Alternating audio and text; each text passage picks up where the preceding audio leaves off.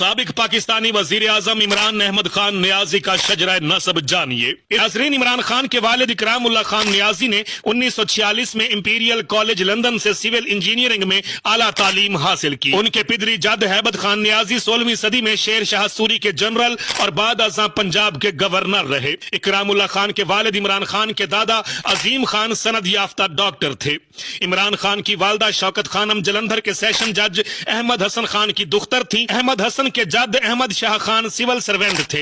वालदा की तरफ से इमरान खान का ताल्लुक जनूबी वजीरिस्तान के बरकी कबाइल के एक खानदान से है जो लगभग 600 साल कबल हिंदुस्तान के जिला जालंधर में जा बसा था। जालंधर में इस्लामिया कॉलेज कायम करने में इस खानदान ने नुमाया किरदार अदा किया। अहमद हसन खान ने कायदे आजम को जालंधर में अपने अजदाद की बनाई बस्ती पठान में खुश आमदीद कहा। तकसीम हिंद के बाद यह खानदान लाहौर के एक इलाके में आकर आबाद हुआ जो इमरान खान के नाना के भाई खान बहादुर मोहम्मद जमान खान